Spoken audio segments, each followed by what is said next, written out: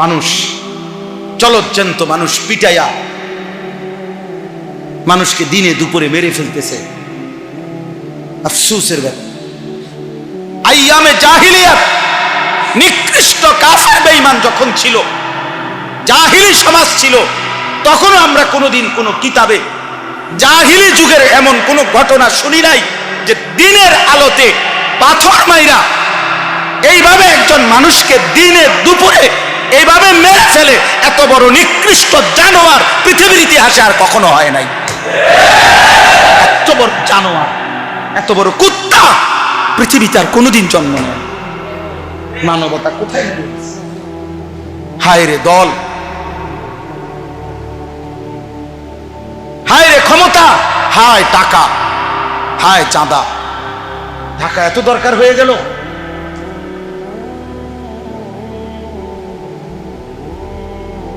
সারা পৃথিবী দেখছে, অবাক হয়ে গেছে, আশ্চর্য। একটা মানুষ হাই গেল, ইনসানিয়ত কোথায় গেল? মানবতা কোথায় হারিয়ে গেল? আজ সে আহত, আজ সে নিহত, আর তুমি সবসময় থাকবে অক্ষত। এর কি নিশ্চয়তা? কেউ যেন কারো নিয়ন্ত্রণে নাই। প্রত্যেকে হত্যা, খুন, ধর্ষণ, পরকীয়া মনে হয় যেন একেবারে খোলামেলা প্রকাশ্যে শুরু হয়েছে। পরকীয়া এই শব্দটা, অবৈধ সম্পর্ক, স্বামী থাকার পরও মহিলার অবৈধ সম্পর্ক, স্ত্রী থাকার পরও পুরুষের অবৈধ সম্পর্ক, আমার মনে হয় গত 10 বছরও এত বেশি আমি শুনি নাই। এ কয়দিনে যা শুনতেছি। ঘটনাটা কি? বাস্তবতা হলো নিজের ভাবনা, নিজের জন্য ফিকির করা উচিত সবচেয়ে বেশি। এক মানুষ গোটা পৃথিবীর জন্য চিন্তা করবে, ভালো কথা, যে নিজেকে না ভুলে। নিজেকে ভুলে যাওয়ার কোনো সুযোগ নেই। আমাদের সমাজে আমরা অনেক আছি এমন যারা মানুষের কল্যাণে অনেক কাজ করে, কিন্তু নিজেকে ভুলে থাকে। মনে করেন উনি বড় মাতব্বর, সর্দার, একেবারে না হয়তো 6 ঘন্টা লাগায়া 8 ঘন্টা লাগায়া মেল দরবার করে সমাধা করে দিছে যে এই 1 বিঘত জায়গা রাস্তা বাইর করে দিছে। ভালো কথা, একটা ভালো কাজ। এই বাড়িওয়ালাদের একটা রাস্তার ব্যবস্থা হয়েছে, কিন্তু নিজের আসর, মাগরিব, এশা 3 ওয়াক্ত নামাজ 1 ওয়াক্ত পড়ে। এখন দেখতে তো মনে হইলো ঠিক আছে, এটা ভালো কাজ, ওই মীমাংসা করে দিল, কিন্তু নামাজ, নিজের এই নামাজ, তাহলে এইটা বাদ দেওয়া,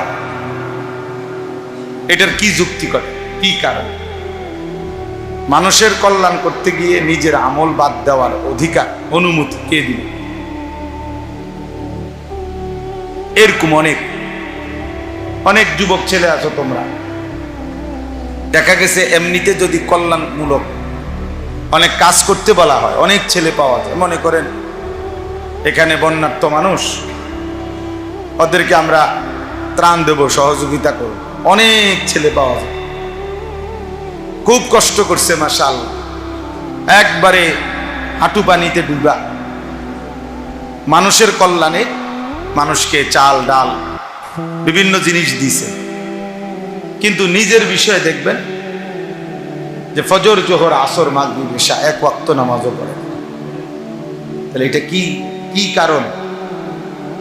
এর যুক্তিকতাটা কি? এর পিছনে যুক্তিটা কি? যে আমি আমার নিজের ঈমান, নামাজ ভুলে গিয়ে, ছেড়ে দিয়ে এই মানুষের কল্যাণ, এই নামাজ ছেড়ে দেওয়ার যুক্তি, এর পিছনে কারণ? অনেক উপার্জনকারী মানুষ যারা কামাই রোজগারি করে, সংসারের অভিভাবক, বাবা, তো উনি দেখা গেছে রাত দিন মাথার ঘাম পায়ে ফেলে টাকা রোজগার করে, কষ্ট করে সন্তান, স্ত্রী, পরিজনের জন্য, ওদের মুখে একটু হাসি ফুটাবার জন্য। কিন্তু এত কষ্ট করে এই সংসারের জন্য, কিন্তু এর মধ্যে উপার্জনের মধ্যে হালাল হারাম, জায়েজ না জায়েজ, বৈধ অবৈধতার কোনো ধার ধারে না। এমনি তার মনে সান্ত্বনা যে সংসারের জন্যই সব করতেছি। সংসারের জন্য সুদ খাইতে আপনারে কে অনুমতি দিচ্ছে? সংসারের জন্য কিস্তি নিতে আপনারে অনুমতি দিছে কে? 12 লক্ষ টাকা সুদে কিস্তিতে নিয়া ছেলেকে বিদেশ পাঠাইতে আপনারে বলছে আল্লাহ? কথা বলেন না, রাসূলুল্লাহ সাল্লাল্লাহু আলাইহি সাল্লাম। তো এইটা আপনার উপরে, ছেলেকে সুদে কিস্তিতে টাকা নিয়ে বিদেশ পাঠানো বা রোজগারের ব্যবস্থা করে দেওয়া, এটা আপনার উপরে ফরজ, ওয়াজিব, সুন্নাত, মুস্তাহাব, নফল। তো কি এটা তো কেউ বলে নাই, না রাষ্ট্র বলছে, না সমাজ বলছে, না আল্লাহ বলছে, না রাসূল বলছে। আপনি কেন করলেন? হালাল হারামের পার্থক্য কেন করলেন? সত্যিকার অর্থে বললে যদিও মনে কষ্ট যাবে, কিন্তু বাস্তবতা হলো এই হারাম নিয়ে যেই মা বাপ, যেই বাবা, যেই অভিভাবক সন্তানের উপার্জনের ব্যবস্থা করে, এ মূলত সন্তানের প্রতি মায়া না, এ নিজে হচ্ছে দুনিয়া লুবি, এ নিজে সম্পদ লুবি।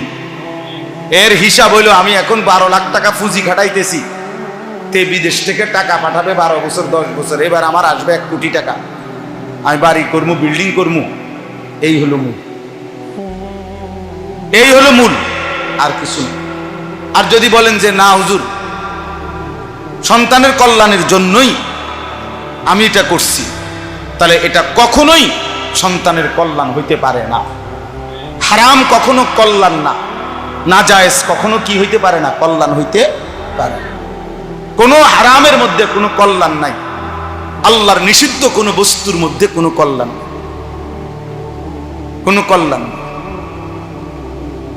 আল্লাহ তাআলা যা নিষেধ করেছেন তা আল্লাহ তাআলা তার মধ্যে কোনো উপকারিতা আছে অথচ নিষেধ করছেন, এমনটা হতেই পারে না।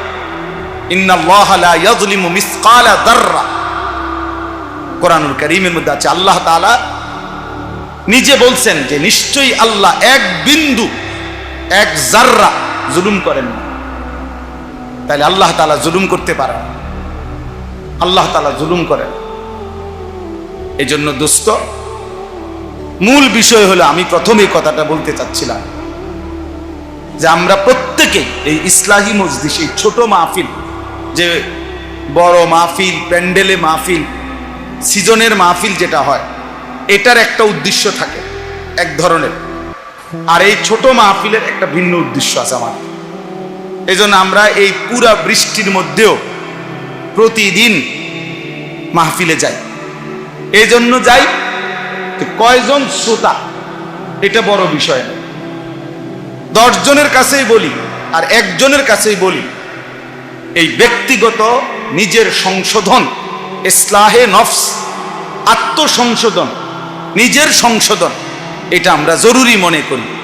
এই জন্য ভাবি যে যতভাবে হোক, যতবারে হোক, ছোট আকারে বড় আকারে, চলতে ফিরতে, উঠতে বসতে, রাস্তায় হাটে ঘাটে, মাঠে বাজারে, জীবন চলার পথে একজন দাঈ যে মানুষের কল্যাণের ফিকির করে, তার উচিত মানুষকে আল্লাহর দিকে ডাক, সারাক্ষণ সারাক্ষণ। কবি আরশ পর, কবি ফরশ পর, কবি ইধার কবি উধার, কবি উনকে দর। অর্থাৎ কখনো এদিকে, কখনো সেদিকে, কখনো নিচে, কখনো উপরে, কখনো দাঁড়ে দাঁড়ে, দুয়ারে দুয়ারে আল্লাহর কথা বলা। আমাদের নবী সাল্লাল্লাহু আলাইহি সাল্লাম সম্ভাবনার সুযোগ সব কাজে লাগাইছেন। একেবারে ওকাজ, আরবের বাজারে, মেলাতে, মানুষ যখন মেলায় গেছে, নবীজি সাল্লাল্লাহু আলাইহি সাল্লাম সেখানেও কালেমার দাওয়াত দিয়েছেন, বাজারেও কালেমার দাওয়াত দিয়েছেন, বাজারেও দিয়েছেন, রাতে দিনে, সকালে দুপুরে, সর্বাবস্থায় আল্লাহর নবী সাল্লাল্লাহু আলাইহি ওয়াসাল্লাম কালেমার দাওয়াত দিয়েছেন। এরকম বৃষ্টি মুখর পরিবেশেও, আরবে বৃষ্টি কম হয়, যেমন আমরা 42 দিন হজ্জে ছিলাম, আমি এই মঙ্গলবার দিন আমি আসছি, 3-4 দিন হয় আসছি মাত্র। তো এই 42 দিনে কোনোদিন এক ফোঁটা বৃষ্টির ফোঁটা দেখিনি। বাংলাদেশে যখন এয়ারপোর্টে নামলাম, বিমান যখন ল্যান্ড করছে ঢাকা, তখনই দেখতেছি বৃষ্টি পড়তেছে। তা আমি বললাম যে এই যে জাস্ট প্রথম বৃষ্টি দেখলাম আজকে এতদিন। তাহলে আরব দেশে বৃষ্টি কম হয়, বৃষ্টিতে আরব দেশে বৃষ্টি হইলে ওরা খুব খুশি হয়, আনন্দিত হয়। এই বৃষ্টি মুখর পরিবেশে যখন বৃষ্টি হয় রেয়ার, কম, তারিখে ইতিহাসের কিতাবে আছে আল্লাহ নবী সাল্লাল্লাহু আলাইহি ওয়াসাল্লাম ওই রকম বৃষ্টি মুখর পরিবেশেও আবু জাহেলের দুয়ারে গিয়ে কালেমার দাওয়াত দিছে, কালেমার দাওয়াত দিছে। এই জন্য ভাইয়া আল্লাহর কথা বলার প্রতিটা সম্ভাবনা, সুযোগ কাজে লাগানো। নবীজি সাল্লাল্লাহু আলাইহি ওয়াসাল্লাম মিনার তাবুতে তাবুতে হাজীদের কাছে কাছে গিয়ে কালেমার দাওয়াত দিছে, ইমানের দাওয়াত দিছে। আজকে আমরা এটা বুঝি না। কথা ছিল এই, মুসলমান মাত্রই এক শব্দ জানে, এই এক শব্দ অন্যের কাছে দাওয়াত দেয়। আজকে আমরা মনে করছি নির্ধারিত শুধু হুজুর কয়েকজন, ইমাম, খতিব, বক্তা, উনাদেরই শুধু দায়িত্ব। না ভাইয়া, যে মুসলমান, আল্লাহর কসম, যে নিজেকেই মনে করে মুসলমান আমি, মানুষকে আল্লাহর দিকে ডাকা তারই দায়িত্ব। আমাদের এই ভারতীয় উপমহাদেশে ব্যবসায়ী, বণিক আরব দেশের থেকে আগে আসতো। এই বণিক মানে ব্যবসায়ীদের দাওয়াতে এই ভারতীয় উপমহাদেশে সবচেয়ে বেশি হিন্দু, সবচেয়ে বেশি মানুষ কালেমা গ্রহণ করছে। কসম, এটা ঈমানদারি, এটাই ঐতিহাসিক সত্য। হ্যাঁ হ্যাঁ, ভারতের একটা প্রদেশ আছে কেরালা, প্রত্যেক বছরই আমরা হজ্জে দেখি ইন্ডিয়ার সবচেয়ে বেশি হাজি, মানে যে কয়জন আসে তার মধ্যে সবচেয়ে বেশি হাজি হলো ওই কেরালা প্রদেশে, ভারতের। আগে এটার নাম ছিল মালাবার, মানে গোটা ইন্ডিয়ার সবচেয়ে বেশি মুসলমান হলো, ইন্ডিয়াতে তো এমনি মুসলমান কম, তন্মধ্যে সবচেয়ে বেশি মুসলমান এই কেরালা প্রদেশে। তো এইখানে মালাবার, আগে এটার নাম ছিল, ওইখানে এই ব্যাপক পরিমাণ হিন্দু পূর্ব যুগে কালেমা পড়ে মুসলমান হইছে। আরব দেশের ব্যবসায়ী, বণিক, ওনাদের দাওয়াত। পূর্ব যুগ থেকে ব্যবসার একটা বড় কেন্দ্র ছিল এটা। এই যে সাইপ্রাস একটা দ্বীপ আছে, সাইপ্রাস, ওইখানে যে কয়জন মুসলমান, ঐতিহাসিক কথা হলো সেখানে মুসলিম ব্যবসায়ীদের মাধ্যমে সর্বপ্রথম কালেমার দাওয়াত হয়েছে। আজকের যে শ্রীলঙ্কা, এই শ্রীলঙ্কাতে যে কয়জন মুসলমান, সেখানে প্রথম কালেমার প্রচার প্রসার, ইসলামের দাওয়াত মুসলিম ব্যবসায়ীরা দিয়েছে।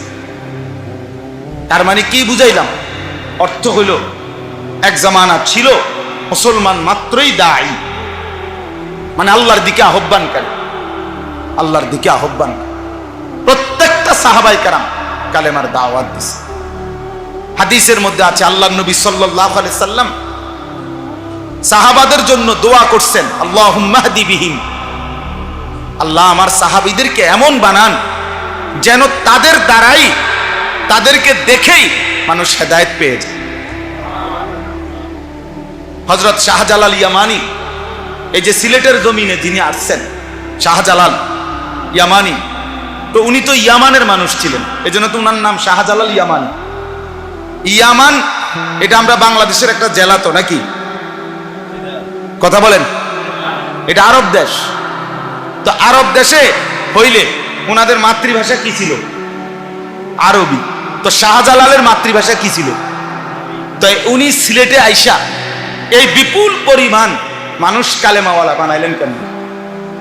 শাহজালাল বলে আরবি, মানুষগুলোর ভাষা তো বাংলা, সিলেটের মানুষের মাতৃভাষা কি আরবি? তো ওরা বুঝলো কেমনে? ওনারা শাহজালালে বা বুঝাইলো কেমনে, আর ওরাই বা বুঝলো কেমনে?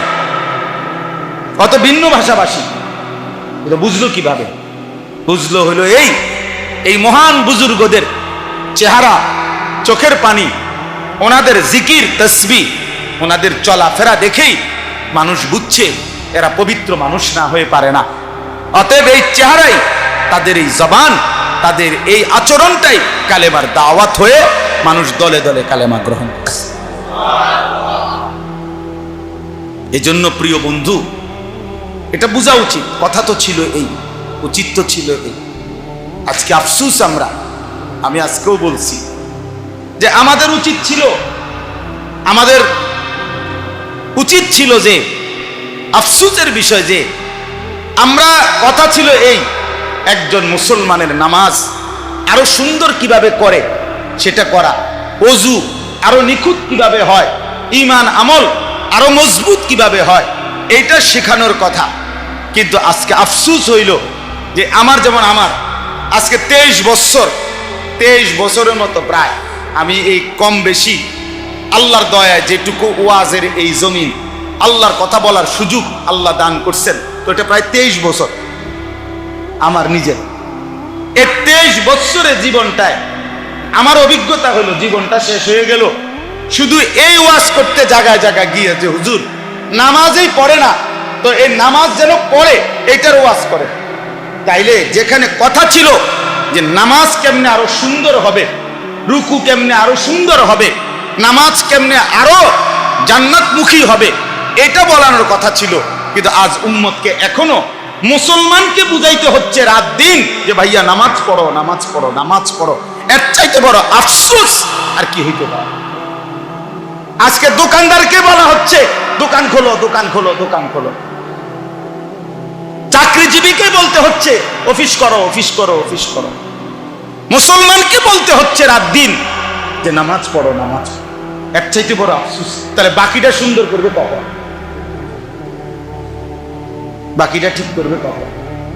মুসলমানকে বলতে হচ্ছে রাত দিন হালাল খাও, হালাল খাও, তো এখনো সে হালাল উপার্জন করবে এটাতেই রাজি না, তো হালাল শিখাবে কখন? তারা বলেন, শিখাবে কখন?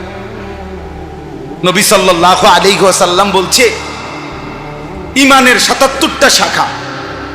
আল ঈমানু বিদউন ওয়া সাবউনা শু'বা, ৭০-এর চাইতে বেশি শাখা ঈমানের। তো এর মধ্যে একটা শাখা হলো লা ইলাহা ইল্লাল্লাহ মুহাম্মাদুর রাসূলুল্লাহ। এই কালেমার সাক্ষ্য দেওয়া, কালেমা পড়া, কালেমাটা বলা, এটা হলো একটা শাখা, একটা ডাল। তাহলে আরো ৭৬টা শাখা। তা আজকে উম্মতকে কালেমাটা কি, লা ইলাহা ইল্লাল্লাহর অর্থ কি, মর্ম কি, এটাই বুঝাইয়া পারলাম না, তো বাকি ৭৬টা বাকি কখন বলবো? বলেন, কখন বলবো? আমি অনেক সময় আফসোস করে বলি, বুঝার জন্য শুধু বলতেছি। কারো কারো জীবনের 200 বছর চলে গেছে, হায়াতের লম্বা সময়, এখনো উম্মতের বহু মানুষের সিদ্ধান্ত এখনো বুঝা কুলাইতে পারছে না যে নবীজি কিসের তৈরি, নবী নূরের তৈরি না মাটির তৈরি, এটাই শেষ করতে পারছে না। তা নবীর গবেষণা করবে কখন? নবীজির জীবনের উপরে আমল করবে কখন? নবীজির অনুসরণ করবে কখন? কি দিয়া বানাইছে এটাই তো শেষ হতে। বুঝেন নাই হিসাবটা? এখন এটাই তো শেষ হয় না। আহা, রাসূলুল্লাহ সাল্লাল্লাহু আলাইহি সাল্লামের তাইলে 23 বছরের মেহনত বুঝবো কোন দিন? ওরে ভাই কি হলো? ঘটো ঘটো ঘটো রাখো বাবা, রাখো, রাখো।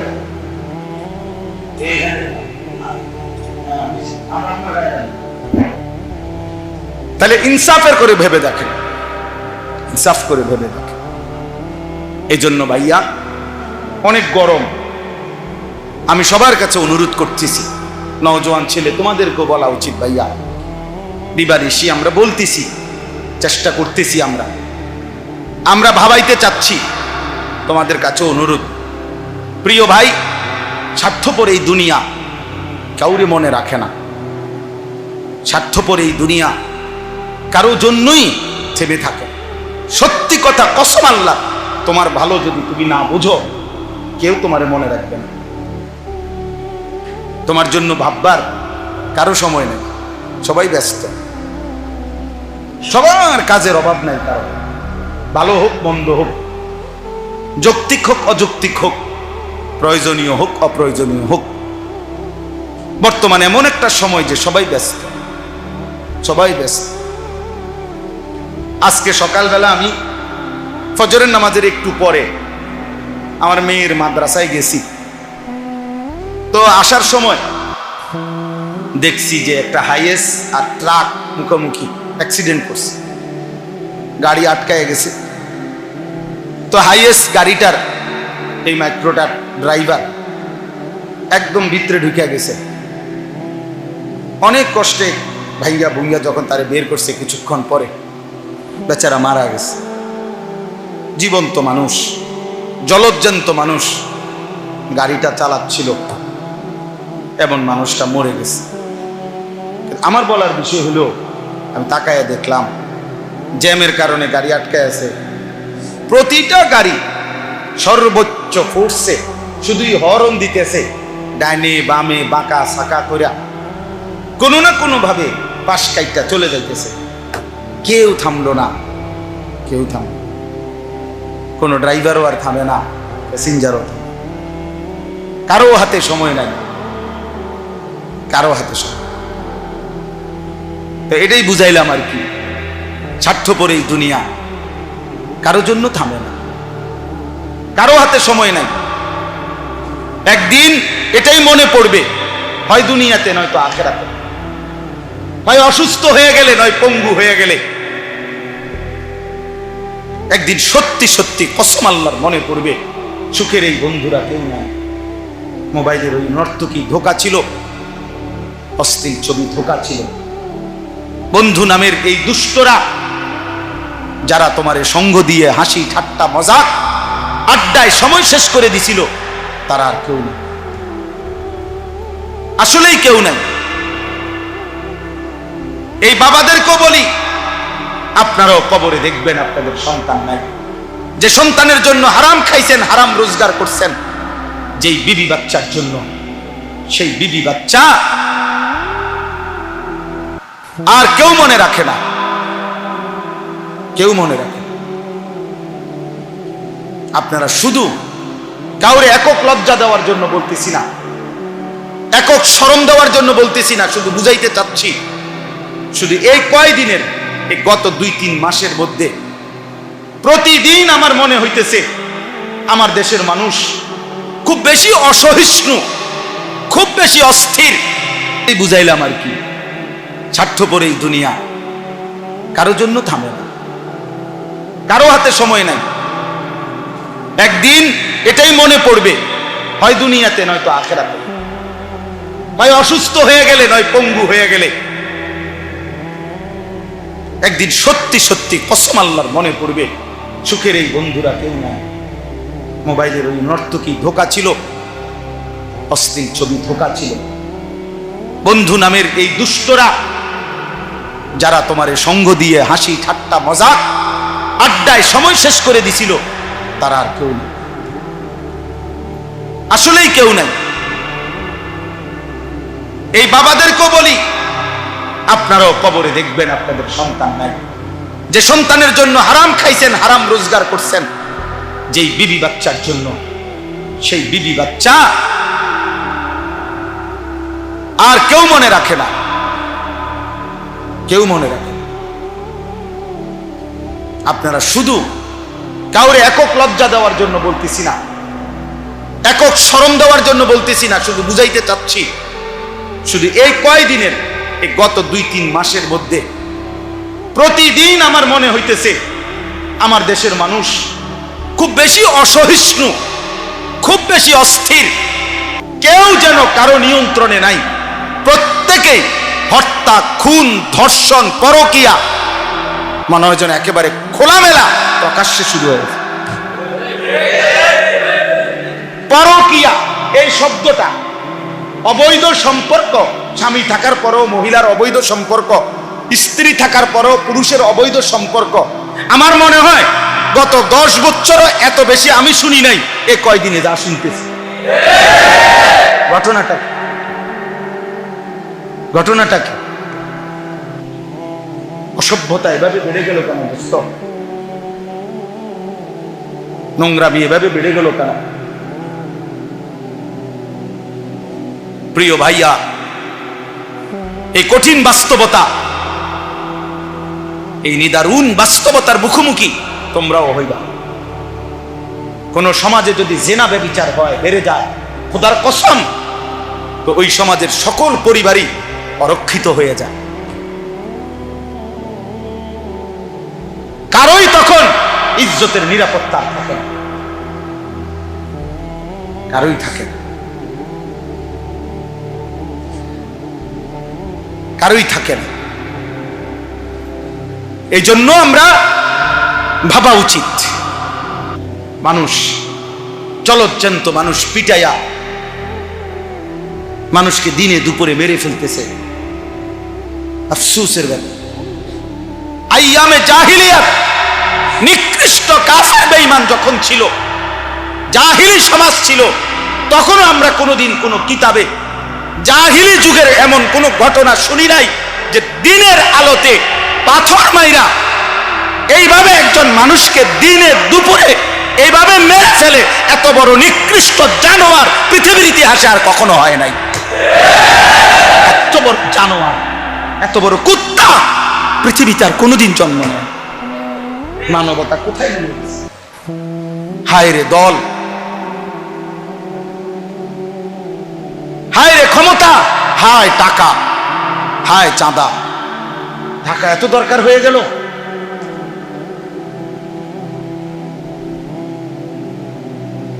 সারা পৃথিবী দেখছে, অবাক হয়ে গেছে, আশ্চর্য। একটা মানুষ হারিয়ে গেল, ইনসানিয়ত কোথায় গেল? মানবতা কোথায় হারিয়ে গেল? আজ সে আহত, আজ সে নিহত, আর তুমি সবসময় থাকবে অক্ষত। এর কি নিশ্চয়তা? আজ তার বোন দর্শিত, তার স্ত্রী পরকীয়া আসক্ত, আমার ঘর তোমার ঘর সবসময় থাকবে পবিত্র, সুরক্ষিত। তার কি নিশ্চয়তা? তার কি নিশ্চয়তা? দোস্ত আমার, বন্ধু আমার, বাবা আমার, প্রিয় সাথী আমার, নওজোয়ান, সবাই মিলে ভাবো, আগামী পৃথিবী তোমরা বাঁচতে হবে, এই সমাজ নিয়েই তোমরা চলতে হবে। আরে তুমি থাকতে তো হইব, এই সমাজে বাঁচতে তো হইব। তুমি তো সম্পূর্ণ নিজেকে আলাদা করলে জীবন চলবে না। সমাজবদ্ধ মানুষ না থাকলে মানুষের জীবন চলবে না, কারণ একা মানুষ সব কাজ সমাধা করতে পারে না। আমি চলতে হইলে আমার ড্রাইভার লাগবেই, জীবন চলার পথে আমার দোকানদার লাগবেই, কাস্টমার লাগবেই, প্যাসেঞ্জার লাগবেই। সমাজের মানুষ যদি কেউ উপার্জন না করে, কেউ কৃষি না করে, বিভিন্ন রকমের কাজে যদি বিভিন্ন জন জুড়ে না থাকে, একটা সমাজ অচল হয়ে যাবে। তাইলে এই সমাজ আমরা বাঁচতে হবে, এখানে আমরা বড় হইতে হবে, এখানে আমাদের সন্তানরা বড় হবে, এখানে তোমরাও আগামী দিনে এই যে কয়জন ছেলে বসছো, বাবা তোমাদের কাছে অনুরোধ করি, প্রিয় ভাই, তুমি একা হইলো ভাইব্য আমার এই কথাটা, তুমি তো এই সমাজ থেকে আলাদা না। তাইলে এই সমাজের চারদিকে যদি ছেলে পেলে, নারী পুরুষ, যুবক যুবতী, সবাই যদি এরকম অসভ্যপনা, বেহায়াপনা, অস্থির হয়ে আর তোমরা মজা পাও, সবাই যদি যার যার জায়গায় খুশি হও যে মা সবাই মিলে দেখতেছ একে অপরের চেহারা, নামাজ নাই, সেজদা নাই, আল্লাহ নাই, খোদা নাই, পর্দা নাই, কুশিদা নাই, তো প্রিয় ভাই আগামী পৃথিবীতে তোমরা চলবা কেমনে? তোমরা বাঁচবা কেমনে? কেমনে বললে বুঝবে? কি ভাষায় বললে বুঝবে? কি ভাষা? এখানে যারা বাবা, তাদের সন্তানে 9 বছরের বাচ্চার যদি নিরাপত্তা না থাকে, আমার সমাজ কোথায়? বলে 9 বছরের বাচ্চার যদি নিরাপত্তা না থাকে, তাকে যদি এত বড় জুলুমের শিকার হইতে হয়, আমার সমাজ কোথায় নেমে গেছে? বলে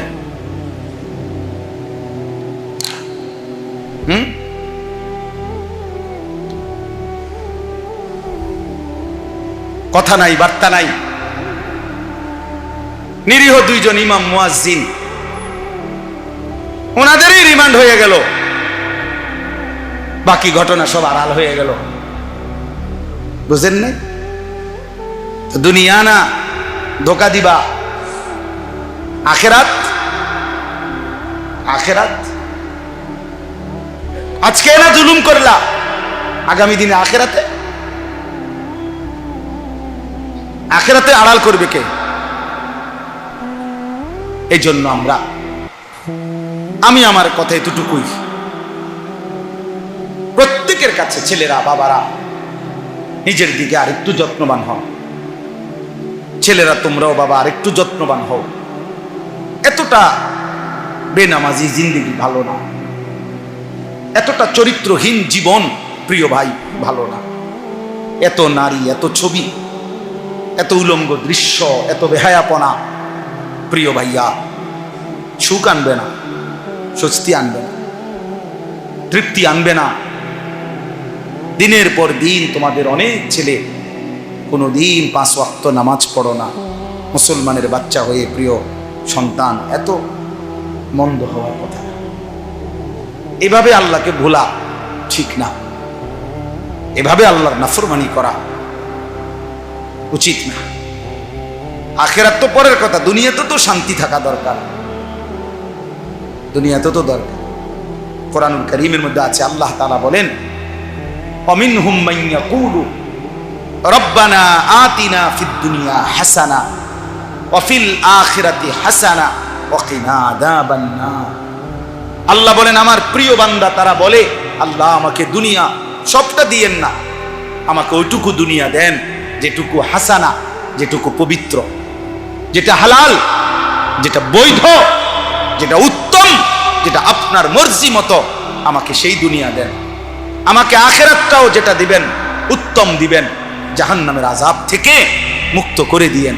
আল্লাহ তাআলা বলেন, যে বান্দা আমার পবিত্র দুনিয়া চায়, পবিত্র আখিরাত চায়, জাহান্নাম থেকে মুক্তি চায়, খোদার কসম আল্লাহ বলছে, উলাইকা লাহুম নাসীবুম মিম্মা কাসাবু, আমার এই বান্দা 24 ঘন্টা যা করবে দুনিয়ায় আমি সবটার বিনিময় আখিরাতে তারে বুঝায়। পয়সা যেটা দিল নেকি দেবো, পরে বাজার করলো নেকি দেবো, হয় ব্যবসা করলো নেকি দেবো, ও স্বামী স্ত্রীর মিলন করলো নেকি দেবো, ও সন্তানাদি লালন পালন করলো নেকি। উলাইকা লাহুম নাসীবুম মিম্মা কাসাবু, সে যা অর্জন করবে আমি সব তার প্রতিদান দেব। কারণ সে আমার কাছে চাইছে, ব্যবসা হোক, বাজার হোক, সংসার হোক, স্ত্রী হোক, সন্তান হোক, জীবনে আমার কাছে সে পবিত্রতা চাইছে, হালাল চাইছে, হালাল চাইছে। ফামিনান নাসি মান ইয়াকুলু রব্বানা আতিনা ফিদ দুনিয়া ওয়া মা লাহু ফিল আখিরাতি মিন খালাক। রব্বুল আলামিন বলেন, আর যেই মানুষটা বলে যে আল্লাহ আমারে যা দিবেন শুধু দুনিয়ায় দেন। অনেক মানুষ যে শুধু দুনিয়াই চায়, হালাল হারামের দরকার নাই। হুজুর 100 টাকা দিছি, দোয়া করে দেন আমার ব্যবসাটার মধ্যে আল্লাহ যেন বরকত দেয়। এখন ব্যবসার পদ্ধতি কি হালাল না হারাম? পণ্যটা কি হালাল না হারাম? বেচা কিনার সিস্টেমটা কি হালাল না হারাম? মালিকের লগে, কোম্পানির লগে চুক্তি যে হইতেছে, টাকা যে সুদ করতেছে, কোনটা হালাল কোনটা হারাম এর কোনো চিন্তাও নাই, বাস বিচারের কোনো খবরও নাই, শরীয়ত মাসআলা জানার কোনো প্রয়োজনও নাই। শুধু দাবি একটাই, হুজুর দোয়া করে দেন আমি যেমনে ব্যবসা করতেছি আল্লাহ যেন আমার এমনি বরকত দিয়ে দেন। শেষ। আপনি তো হালাল হারাম তো আইয়েন না, আমার কি দরকার? লাভ দরকার, লাভ দরকার। হুজুর আপনার 100 টাকা দিলাম, আপনি আল্লাহরে বলে দেন 100 টাকা দিয়া আল্লাহ যেন আমার ব্যবসার মধ্যে কি দিয়া দেন, বরকত। আমাদের একজন বড় বুজুর্গ আছেন ঢাকার, হযরত মাওলানা আবুল বাশার সাইফুল ইসলাম, অনেক বড় বড় আলেম। হুজুর একদিন বলছিলেন যে শোনেন, যে পরিমাণ ব্যবসায়ী হুজুরদের কাছে তাবিজের জন্য যায়, ব্যবসায়ীরা, হুজুর এমন কোন কাগজ, এমন কিছু লেখা টাকা লেখা দেন লাল কালি দিয়া, যেটা দোকানের মধ্যে ঝুলাইয়া রাখবো যাতে করে কাস্টমার আইয়ে বরকত হয় ব্যবসায়। এরকম বহু দোকানে দেখবেন চারিদিকে কাগজ ঝুলানো, লেখা বিভিন্ন রকমের কাগজ, তাবিজ। তাবিজের জন্য, ব্যবসার বরকতের জন্য যে পরিমাণ হুজুরের কাছে গেছে, আলেমের কাছে, তার 100 ভাগের 1000 ভাগের 1 ভাগও একটা শরীয়তের মাসআলা যে এটা হালাল না হারাম, এই পদ্ধতিটা আমার এটা জানার জন্য 1000 ভাগের 1 ভাগও যায়। বুঝেন নাই কথা? কোম্পানি বলে দিছে টার্গেট পুরা করতে পারলে 3 দিনের কক্সবাজার ট্যুর। বাহ, টার্গেট ফিল আপ করে দিছে কক্সবাজার। আমার একদিন একজনের কিছু দোয়া করতাম কক্সবাজার 3 দিনের জন্য কোম্পানি থেকে যাইতেছে। আমি বেড়া বেড়ি এক লগে নি কহ হুজুর 1 লাখ। আমি তো কিতে দোয়া করতাম, আমরা যাতে ভালো করে নাচতেন পারেন নাকি, কি দোয়াটা কি করতাম? তোর কক্সবাজারের উপরে কি গজব করতো আর তোর মাথা খায়া করতো? কি দোয়া করতো আপনি বলেন না, তার লাগে কি দোয়া করতো? এতে কক্সবাজার যায় দোয়া করতো। বুঝলেন না?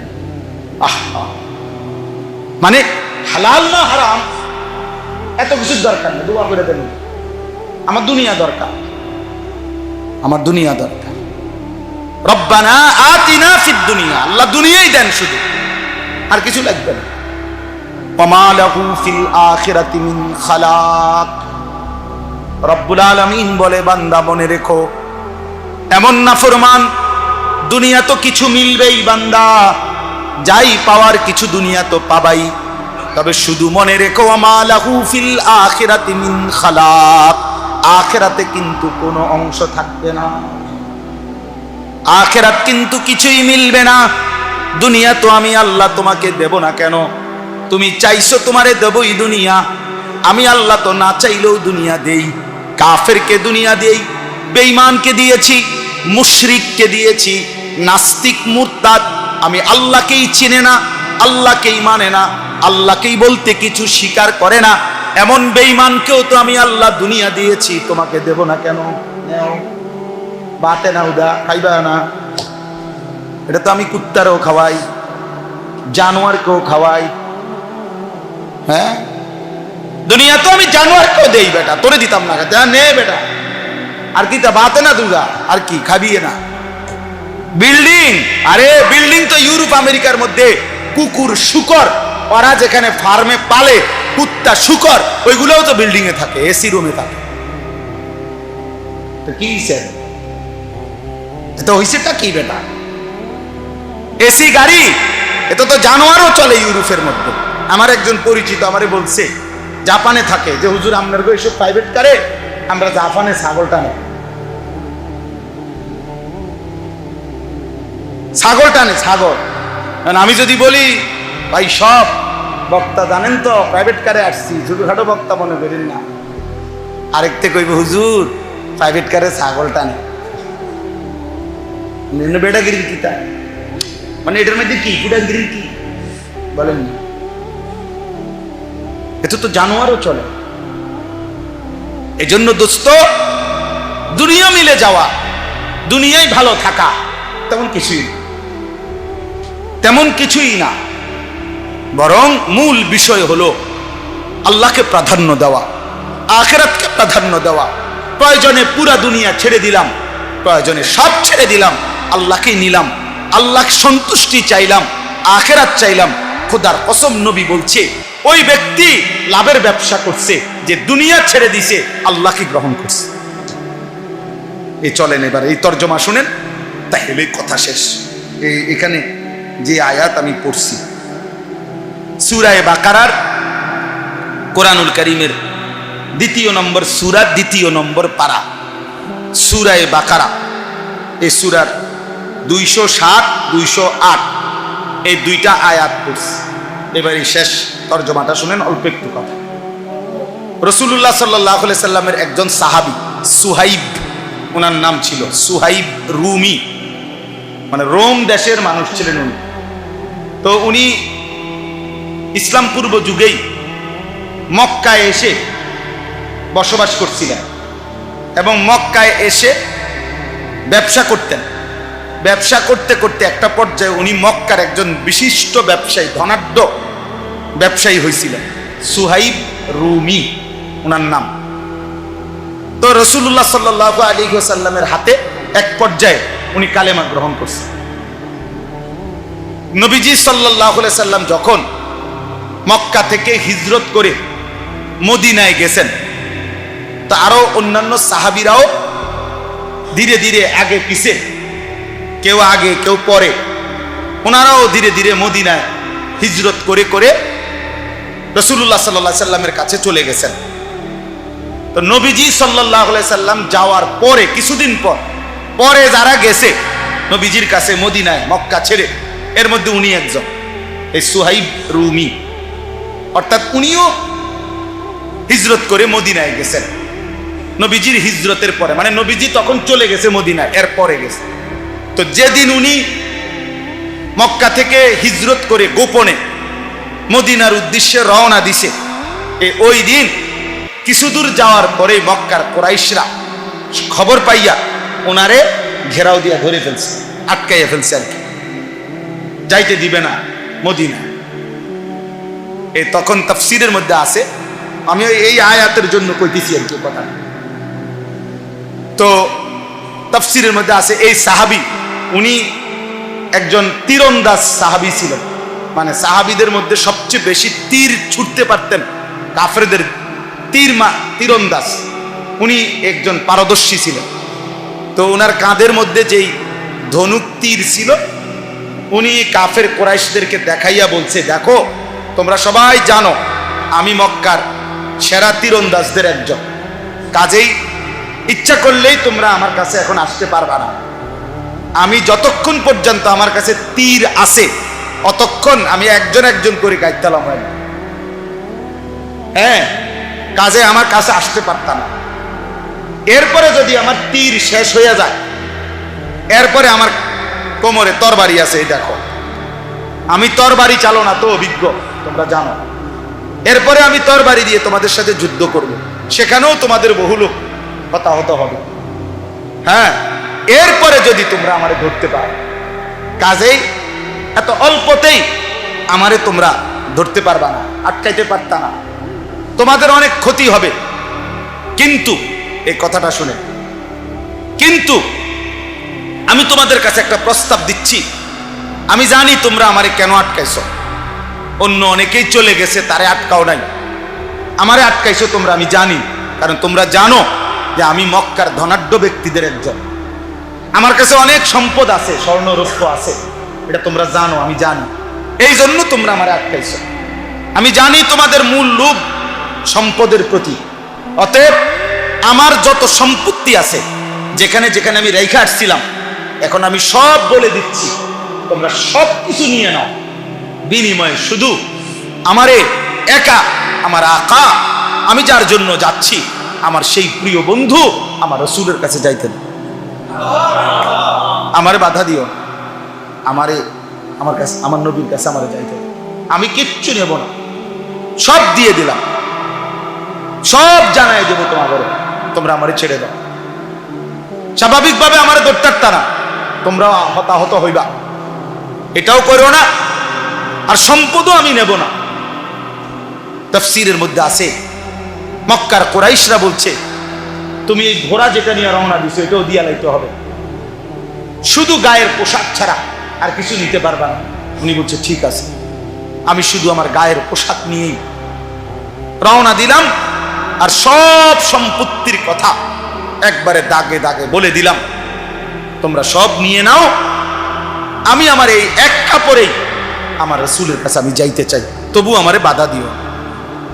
মক্কার বেঈমান কুরাইশরা সমস্ত সম্পত্তি নিয়ে ওনারে ছেড়ে দিছে, উনি একা এক কাপড়ে এই লম্বা পথ, দীর্ঘ পথ সফর করে আল্লাহ নবী সাল্লাল্লাহু আলাইহি ওয়াসাল্লামের কাছে মদিনায় পৌঁছা নবীজি সাল্লাল্লাহু আলাইহি সাল্লামের দরবারে বসে এই পুরো ঘটনা শুনেন। ইয়া রাসূলুল্লাহ, আমি কেমনে আসছি শুনেন, আমারে তারা বাধা দিছিল, আমি তাদেরকে এই বলে আমার সারা জীবনের অর্জিত সমস্ত স্বর্ণ রৌপ্য গহনা সম্পদ সব দিয়া, এমনকি বাহনের ঘোড়াটা পর্যন্ত দিয়ে এই এক কাপড়ে, ইয়া রাসূলুল্লাহ আমি আপনার কাছে এসেছি, খোদার কসম তাফসীরে আছে আল্লাহ নবী তখন চিৎকার দিয়ে আওয়াজ করে খুশিতে আল্লাহ নবী বলছে রাবিহাল বাই, রাবিহাল বাই, সুহাইব তোমার ব্যবসা বড় লাভবান হয়েছে, তোমার ব্যবসা বড় লাভবান হয়েছে, তোমার ব্যবসা রাবিহা, লাভ হয়েছে, লাভ হয়েছে। সামান্য দুনিয়া ছেড়ে দিছ আল্লাহর ভালোবাসায়, আল্লাহর সন্তুষ্টির জন্য, রাসূলের সন্তুষ্টির জন্য সব কোরবানি করেছ, তুমি লাভবান। এই তখন ঠিক ওই সময় আল্লাহ তাআলা জিবরাইলকে পাঠিয়ে এই সাহাবীর প্রশংসায় কোরআন কারীমের এই আয়াত নাযিল করেছে। ওয়া মিনান নাসি মান ইয়াশরি নাফসাহু, আল্লাহ বলে বন্ধু আপনার সাহাবীদের মধ্যে কিছু সাহাবী এমন যারা তাদের পুরা জীবনটাকে বিক্রি করে ফেলেছে ইবতিগা মারদাতিল্লাহ, আল্লাহ রাব্বুল আলামিনের সন্তুষ্টির তালাশে, রব্বুল আলামিনের সন্তুষ্টির তালাশে পুরা জীবন দিয়ে দিছে, পুরা জানমাল সব বিলীন করে দিয়েছে, বিনিময়ে আল্লাহকেই চেয়েছে, আখিরাতকেই চেয়েছে। আল্লাহ বলেন ওয়াল্লাহু রাউফুম বিল ইবাদ, এমন বান্দার ব্যাপারে নিশ্চয়ই আল্লাহ বড় বেশি দয়াবান, আল্লাহ তাকে উপযুক্ত পুরস্কার দিয়ে ভরপুর করে দেবে। আপনি ঘাবড়ায়েন, ওরে বলে দেন আমি আল্লাহ ওরে সন্তুষ্ট করে। কোরআন শরীফে আছে হযরত আবু বকর সিদ্দিক রাদিয়াল্লাহু তাআলা আনহু জীবনের সব কিছু আল্লাহর জন্য বিলায় দিছিলেন। তো নবীজিকে আল্লাহ তাআলা কোরআনের আয়াত নাযিল করে নবীজিকে আল্লাহ শুনাইছিলেন। লম্বা সূরার মধ্যে আছে লাস্টে ওয়ালা সাউফা ইয়ারদা, আল্লাহ নবীজিকে বলছে বন্ধু আপনার সাহাবী আবু বকরকে বললেন আপনি তারে খুশি করার দরকার নাই, আমি আল্লাহ নিজে হাসরের ময়দানে আপনার আবু বকরকে আমি খুশি করে দেব। ওয়ালা সাউফা ইয়ারদা ওয়াল লাইলি ইযা ইয়াগশা, এই সূরার শেষে আমি তাকে খুশি করে দেব।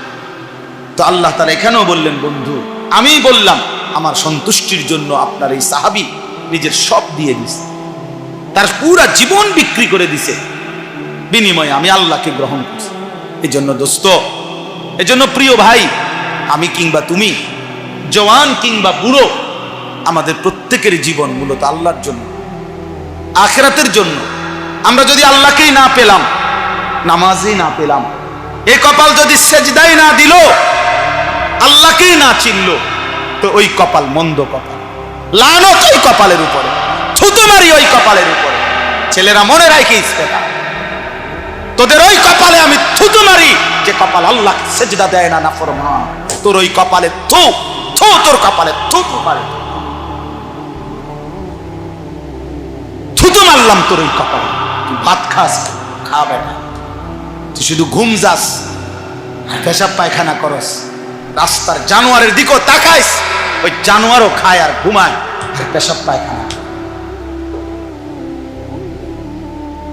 যা বেটা, ভাতে খাবো, অসুবিধা নেই, খা বেটা। আর কি, এই তো দুনিয়া, এই তো দুনিয়া। আল্লাহকেই ভুললা গেলা, সেজদাকেই ভুলে গেলা, নামাজকেই ভুলে গেলা, মালিককেই ভুলে গেলা। জীবনে চিনলা কি আর শিখলা কি, বুঝলাই কি? এই আকল, এই দেমাগ, এই চোখ, এই কান, এই দিল, এটা দিয়ে আর মানুষ হয়ে লাভ কি? যে দিল আল্লাহ চিনে না, যে কান আল্লাহর কথা শুনে না, যে কপাল আল্লাহকে সেজদা দেয় না, যে চোখ আল্লাহর কুদরত দেখে না, খোদার কসম এই কোরআন আল্লাহ তাকে বলছে উলাইকা কাল আনআম, ওইটা জানোয়ার, জানোয়ার, জানোয়ার, জানোয়ার, জানোয়ার।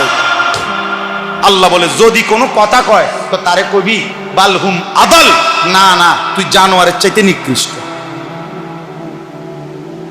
যদি গাঁড় ফাঁক দেয় তো কবি হ তুই জানোয়ার, তুলো খারাপ। কোরআন শরীফ দেখো, আল্লাহ বলছে লাহুম কুলুবুল লা ইয়াফকাহুন,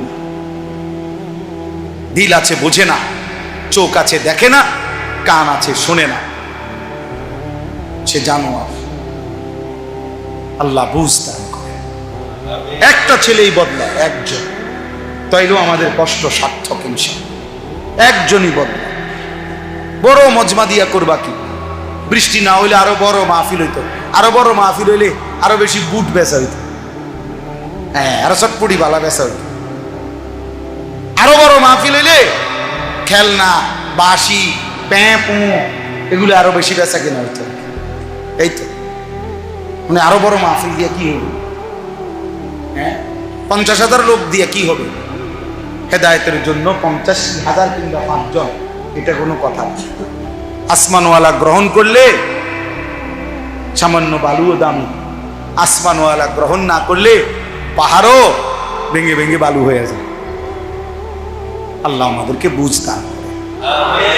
অতএব সর্বশেষ কথা হলো, আল্লাহ বলেন, ইয়া আইয়ুহাল্লাযীনা আমানু দুখুলু ফিস-সিলমি কাফা।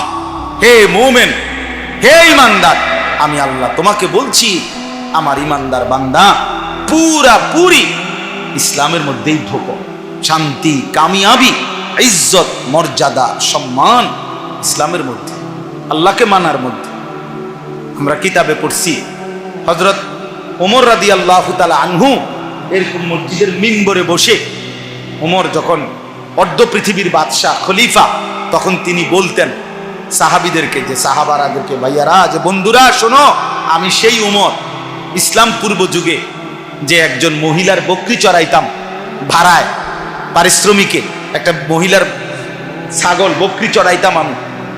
আমি এত বোকা ছিলাম যে কোনোদিন ওই মহিলার বকরিগুলা সন্ধ্যাবেলায় গুইন্না, যতটা সকালে নিছিলাম অতটা বিকালে আইসা গুইন্না বুঝাইয়া দিতে পারতাম না। আমি 4-5টা বকরি ডেইলি হারাই লেতাম। কয়টা ছাগল গুইন্না ঠিক করে কয়টা নিছিলাম, কয়টা ফিরে এলো, এটা আমি পারতাম না। আমি এত বোকা ছিলাম, ছাগলটা গুইন্না রাখতে পারতাম না। আমি সেই ওমর, ইসলাম আমাকে এতটা ইজ্জত দিছে, আজ আমি আধা জাহানের বাদশাহ কি করি। যে কয়টা ছাগল ঠিক রাখতে পারতাম না, সে আজকে অর্ধ পৃথিবী বাদশাহ। তিনি বলছেন, ইসলাম আমাকে দামি বানাইছে, রাসূলের অনুসরণ আমাকে দাবি বানাইছে, নয়তো আমি সেই মক্কার মহিলার বকরি চড়ানো রাখালি থাকতাম, অখ্যাতই থাকতাম। আজ ইসলাম আমাকে দামি বানাইছে, আল্লাহর দ্বীন আমাকে দামি বানাইছে। এজন্য আল্লাহ বলছে পুরা ইসলামের আল্লাহকে দ্বীন মানো। এজন্য ছেলেরা নামাজ পড়ো, ছেলেরা আখলাক সুন্দর করো, বাবারা হালাল উপার্জন করেন, হারাম রোজগার করেন। বুড়া মিয়ারা শেষ বয়সটা বিড়ি, সিগারেট, সাদওয়ানের গপ আর বন্স বিড়িতে শেষ করেন না, আল্লাহর জিকিরে শেষ করেন, আল্লাহকে ডেকে শেষ করেন হায়াত। ওয়ালা তাত্তাবিউ খুতুওয়াতিশ শাইতান। আল্লাহ তাআলা বলেন, কোনোভাবেই শয়তানের পথ, শয়তানের কদম অনুসরণ করো না। প্রতিটা গুনাই শয়তানের পথ, সেখানে যেও না। ইন্নাহু লাকুম আদুউম মুবিন। নিশ্চয়ই শয়তান তোমাদের প্রকাশ্য শত্রু। অর্থাৎ শয়তানকে যদিও দেখা যায় না, প্রত্যেকটা গুনাই শয়তান, প্রত্যেকটা নাফরমানি, প্রত্যেকটা মন্দ চিন্তা, এটাই শয়তান। কাজে এটা স্পষ্ট, শয়তান কোনটা, যেটা গুনাহ এটাই শয়তান, যেটা গুনাহ এটাই কি শয়তান। এই জন্য আল্লাহ বলছে নিশ্চয়ই শয়তান প্রকাশ্য শত্রু। মানে যদিও শয়তান আমাদের কাছে মনে হয় সে তো দেখি না আমি, না না, প্রতিটা গুনাই এটা কি শয়তান, এটা তো প্রকাশ্যই। এই জন্য ভিন নারীর হাসি, এটা প্রকাশ্য দেখা যায়, এইটাই শয়তান। হারাম ছবি, এটাই শয়তান। তোমার অসৎ বন্ধু যে তোমার নারী ছবি, অশ্লীল দৃশ্য দেখায়, আল্লাহর কথা ভুলায় দেয়, ওইটা বন্ধু না, এটাই শয়তান, এটাই শয়তান। এর উপরেই শয়তান সওয়ার আছে। মানুষ যেরকম তারা জিনের সালাম দেয়, তারা কোনো মানুষের উপরে জিন আনে। অনেক জিন সালাম দেয় না, অনেকে আলগা জিন আইয়ে না, জিন কোনো একটা কিসের উপরে আসে, মানুষের উপরে আসে। তাদের এরকম কোন মানুষের উপরে তারা কি আনে, কথা বলে মনে হয় হেইতে, আসলে না, জিনে কথা, জিনে কথা বলে। এই জন্য আল্লাহ তাআলা বলছে নিশ্চয় শয়তান প্রকাশ্য শত্রু। আল্লাহ আমাদের সবাইকে শয়তানের কুমন্ত্রণা থেকে হেফাজত করেন। আমরা ইনশাআল্লাহ এই রাত গভীরে চলো বাবা ভাই সবাই আমরা নিয়ত করি যে নিজের ভালো, নিজের কল্যাণ, নিজের আখিরাত ফিকির করবো ইনশাআল্লাহ। ছেলেরা বাবা কষ্ট করছো ভাই, গরমের মধ্যে আমরারও কষ্ট হয়েছে, সবাই মিলে আমরা সবর করছি। এত রাত অবধি সিজনের বড় মাহফিলও মানুষ এতক্ষণ বসে থাকে না, আপনারা কষ্ট করছেন, ছেলেরা অনেক সবর করছেন। আমি সবাইরে মোবারকবাদ জানাই, আল্লাহ সবাইকে এই ত্যাগ, এই কষ্টের উত্তম বিনিময় দান করেন। আল্লাহর জন্যই আমরা বসছি, ঠিক না? আল্লাহর জন্য। আল্লাহ তাআলা এই মজমা, এই মাহফিল কবুল করে। আমার আসলে মনে ছিল না, এখানে আসছি আর আমি দেখে চিনছি যে আমি আরেকবার আসছি এখানে, আগেও মাহফিল করছি। আইসা তখন ভালো লাগছে যে ছেলেদের সাথে আমি ওখানে দাঁড়ায় দাঁড়ায় কথা বলছিলাম অনেকগুলো ছেলের সাথে একসাথে। পরে আমার মনে হয়েছে আল্লাহ তাআলা এই আলোকিত যুব সমাজকে বাস্তবিক অর্থেই এই সমাজ, এই দেশ, এই জাতির জন্য আলোকিত করে দেন। আল্লাহ আমাদের সবাইকে কবুল করেন। আলহামদুলিল্লাহ। اللهم أنت السلام ومنك السلام تباركت يا ذا الجلال والإكرام يا أرحم الراحمين يا أرحم الراحمين يا أرحم. ربنا ظلمنا أنفسنا وإن لم تغفر لنا وترحمنا لنكونن من الخاسرين. ربنا آتنا في الدنيا حسنة وفي الآخرة حسنة وقنا عذاب النار. رب ارحمهما كما ربياني صغيرا. ربنا هب لنا من أزواجنا وذرياتنا قرة أعين وجعلنا للمتقين إماما. আয় আল্লাহ রব্বুল আলামিন, পরওয়ারদিগারে আলম, গুনাহগার গোলাম, রাত অর্ধেক পার হয়ে গেছে, অন্ধকার গভীর রজনীতে বৃষ্টি মুখর পরিবেশে আপনার ঘরের মধ্যেই মাওলা এতটা লম্বা সময় ধরে বসেছিলাম মাওলা, আপনার কথাই শুনতেছিলাম। আখিরাতের ভয় হচ্ছিল, জাহান্নামের ভয় পাচ্ছিলাম মাওলা, কবরের ভয় হচ্ছিল মাওলা, আখিরাতের কথাই মনে পড়ছিল মাওলা।